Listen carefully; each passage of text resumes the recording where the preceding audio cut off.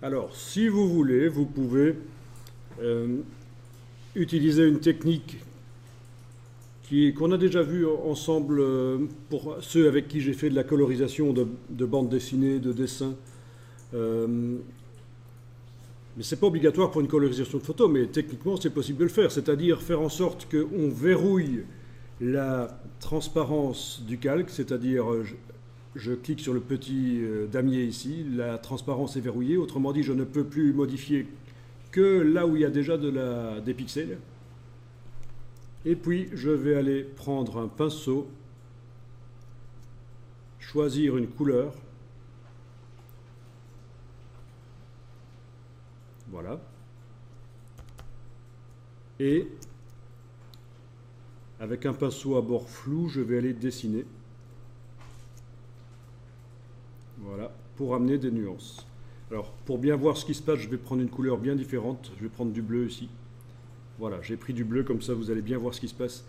Je dessine avec du bleu, je suis en train d'amener de la couleur uniquement là où il y a déjà des pixels. Donc, ça permet vraiment de dessiner avec les couleurs qu'on veut. Mais c'est plutôt dans le cadre de la colorisation de bande dessinée qu'on va utiliser ça.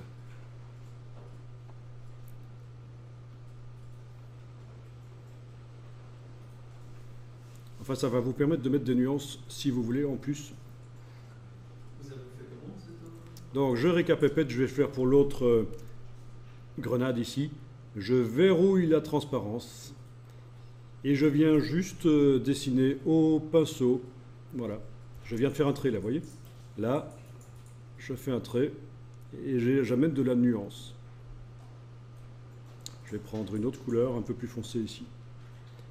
Alors on peut se mettre au point un nuancier. Le nuancier de Photoshop ne sert pas souvent, mais là il pourrait servir. Voilà. Oui, ça commence même à devenir un peu réaliste au niveau de la couleur. On arriverait même à croire que c'est réellement la couleur d'origine, si c'est du cuivre que j'essaye de reproduire.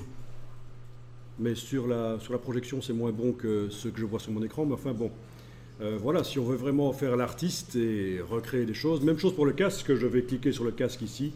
Et je vais aller verrouiller la transparence et aller voir si je peux aller prendre des couleurs comme du gris par exemple, voilà. Les mettre là sur le bord, voilà. Vous voyez? Là je viens d'amener de la couleur grise sur le casque. Vous voyez l'avant-après? C'est subtil, hein? Ne pas hésiter à annuler quand on s'est gouré. Voilà, parce que c'est ça aussi la différence qui manque parfois quand on fait de la colorisation. C'est le fait que c'est pas la couleur unie en fait, hein, il y a vraiment plein de nuances. Plein de nuances dans les choses.